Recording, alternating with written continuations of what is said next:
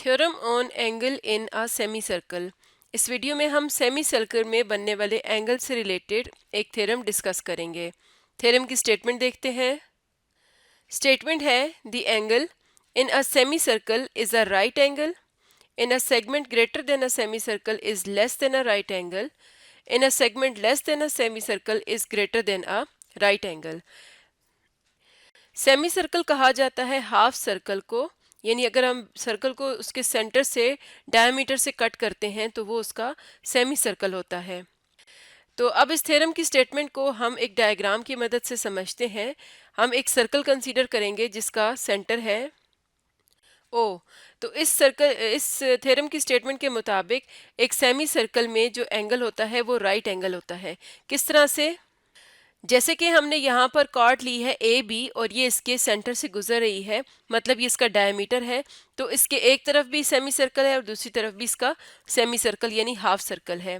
तो semi circle के मौजूद एंगल के से क्या मुराद है कि अगर हम ए से यहाँ से इस तरह सरकमफ्रेंस तक एक स्ट्रेट लाइन यानी लाइन सेगमेंट ड्रॉ करें और बी से भी एक लाइन सेगमेंट ड्रॉ करें इस तरह से, तो ये जो एंगल बनता है इसे हम सर्कम एंगल कहेंगे।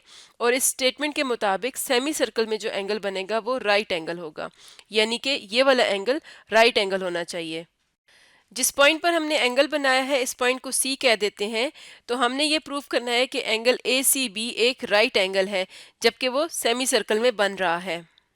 इसी तरह से दूसरा पार्ट है स्टेटमेंट का, in a segment greater than a semicircle the angle is less than a right angle. यानी कि अब अगर हम सेगमेंट इस तरह का बनाएं सर्कल का कि वो सेमी सर्कल से ग्रेटर हो, तो इस स्टेटमेंट को समझने के लिए हमने एक और सर्कल ड्रॉ किया है और उस पर इस तरह से एक कॉर्ड ड्रॉ करेंगे कि अब सर्कल के दो सेगमेंट्स यानी दो पार्ट्स बन गए हैं। ये माइनर यानी छोटा हिस्सा है और ये मेजर सेगमेंट है यानी बड़ा हिस्सा। तो ग्रेटर सेगमेंट में यानी जो बड़ा सेगमेंट है इसमें जो एंगल बनेगा वो राइट एंगल से छोटा होगा। यानी अब अगर हम ए से एक लाइन सेगमेंट सरकमफ्रेंस तक कहीं पर भी ड्रॉ कर सकते हैं, इस तरह से अगर ड्रॉ करें और बी तक ले जाएं तो यहाँ पर जो एंगल बन रहा है ये एंगल राइट एंगल से लेस होना चाहिए। इसी तरह से थर्ड स्टेटमेंट है, in a segment less than a semicircle the angle is greater than a right angle. तो इसके लिए हम एक और सर्कल देखते हैं जिसपे हम छोटा सेगमेंट बनाएंगे। जैसे अगर हम इस तरह से एक कॉर्ड ले लें ए बी, तो ये सर्कल का छोटा सेगमेंट यानी माइनर सेगमेंट है। इस सेगमेंट में अगर हम एंगल बनाते हैं कोई भी इस तरह से सर्कम एंगल, तो थ्योरम की स्टेटमेंट के मुताबिक ये एंगल राइट एंगल से ग्रेटर होना चाहिए यानी 90 से बड़ा होना चाहिए। तो अब हमने थ्योरम की स्टेटमेंट के मुताबिक तीन फिगर्स बना ली हैं। इनको हम नाम दे देते हैं केस 1, केस 2 और केस 3। इन तीनों केसेस को हम बारी बारी डिस्कस करेंगे। तो अब जो इन्फॉर्मेशन हमें गिवन है वो हम पहले लिखते हैं। तो हम लिखेंगे A B is the chord with arc A C B, central angle A O B and circum angle A C B in a circle with centre O. और टू प्रूव में हमने जो चीज़ प्रूव करनी है वो लिखेंगे। तो अब जैसा कि इस थ्योरम की तीन स्टेटमेंट्स हैं, तीनों को हमने बारी बारी प्रूव करना है, तो हम इनको केस 1, केस 2, केस 3 के हवाले से ही प्रूव करेंगे। तो यहाँ पर हम लिखेंगे केस 1 में हमने ये प्रूव करना है कि angle A C B 1 right angle के बराबर है यानी 90 डिग्रीज के बराबर है। तो हम यहाँ पर लिखेंगे केस 1 में हमने प्रूव करना है angle A C B is equal to 1 right angle. इसी तरह केस 2 में प्रूव करना है कि angle A C B less है राइट एंगल से, क्योंकि ये ग्रेटर सेगमेंट में बन रहा है। तो हम यहाँ पर लिखेंगे केस 2 के लिए angle A C B is less than 1 right angle. इसी तरह केस 3 में अगर हम देखें तो हमारे पास माइनर सेगमेंट में एंगल ए सी बी बन रहा है और हमने प्रूव करना है कि angle A C B is greater than 1 right angle. तो अब इसका प्रूफ स्टार्ट करते हैं। तो इस तरह का टेबल बना लेंगे जिसमें हम स्टेटमेंट्स और रीजंस लिखेंगे। तो अगर हम फिगर में देखें, फिगर किसी भी फिगर में अगर हम देखें तो यहाँ पर हमें एक सर्कल नज़र आ रहा है जिसका सेंटर ओ है और इसमें एंगल ए सी बी है, जबकि इसमें एक कॉर्ड बन रही है ए बी। तो अगर केस 1 में देखें तो ए बी का angle A O B central angle है और एंगल ए सी बी इसका सर्कम एंगल है। इसी तरह से केस 2 में देखें तो कॉर्ड ए बी का एंगल ए ओ बी इसका सेंट्रल एंगल है और एंगल ए सी बी इसका सर्कम एंगल है। और इसी तरह केस 3 में भी आर्क ए ओ बी में से ए बी एंगल इसका ये सेंट्रल एंगल हुआ और ये इसका ACB एंगल इसका सर्कम एंगल होगा। तो इन सारे केसेस में हम देख सकते हैं कि AOB सेंट्रल एंगल है और ACB सर्कम एंगल है और AB एक कॉर्ड है। तो ये चीज़ हम यहाँ पर लिखेंगे प्रूफ स्टार्ट करते हुए। In each figure AB is a cord of a circle with centre O। ये चीज़ हमें गिवन थी तो इसकी रीज़न लिखेंगे गिवन। इसी तरह angle AOB is the central angle on the arc, reason लिखेंगे गिवन। और angle ACB is the circum angle और इसकी रीज़न भी लिखेंगे गिवन। तो पहले बात करते हैं केस 1 की।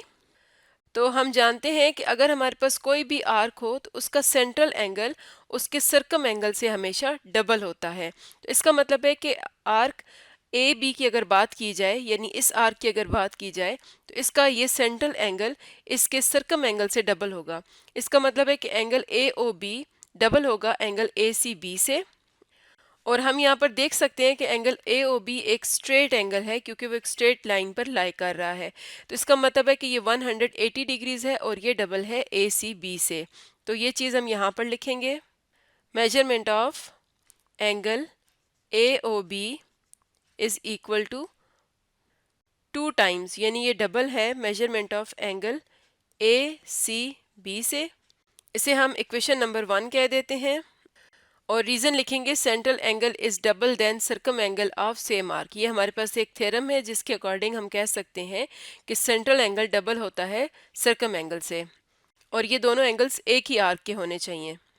तो केस 1 के लिए एंगल AOB 180 डिग्रीज है, तो हम यहाँ पर लिखेंगे measurement of angle AOB is equal to 180 degrees और रीज़न है स्ट्रेट एंगल। तो इसका मतलब है कि हम एंगल AOB को क्या लिख सकते हैं, measurement of angle AOB is equal to 2 times right angle, क्योंकि 180 डिग्रीज को हम 2 टाइम्स राइट एंगल कह सकते हैं। ये 290 के बराबर होता है और राइट एंगल को ये हम शॉर्ट फॉर्म में लिख सकते हैं। तो इसका मतलब है कि अगर angle AOB 2 times right angle है और इसे हम इक्वेशन नंबर 2 का नाम दे दें, तो इक्वेशन 1 और 2 को जब हम कंपेयर करेंगे तो वहाँ से हम ये बात लिख सकते हैं कि angle ACB, measurement of angle ACB equal होगा 1 राइट एंगल के। और यही चीज़ हमने प्रूफ करनी थी कि केस 1 में, यानी कि सेमी सर्कल में, एंगल ACB 1 राइट एंगल के बराबर होगा। तो इस तरह से हमने ये प्रूफ कर लिया।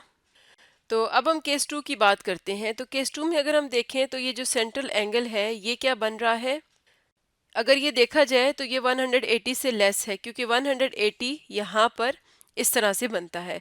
तो ये 180 से लेस है, इसका मतलब है कि एंगल AOB लेस है 180 से। तो यहाँ पर हम ये बात लिख सकते हैं केस 2 में measurement of angle AOB is less then 2 right angles.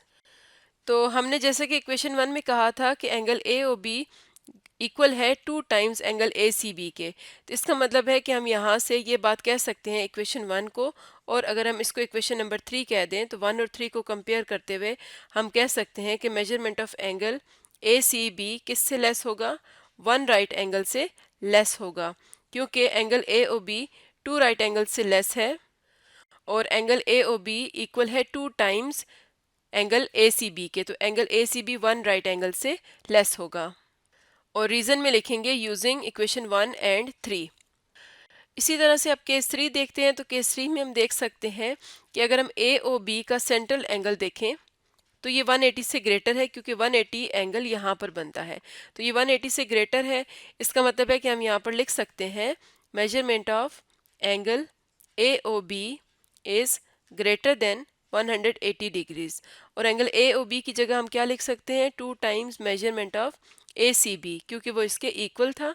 तो ये भी ग्रेटर होगा 180 डिग्रीज के, या 180 डिग्रीज की जगह पर हम क्या लिख सकते हैं, 2 राइट एंगल्स, 2 राइट एंगल्स।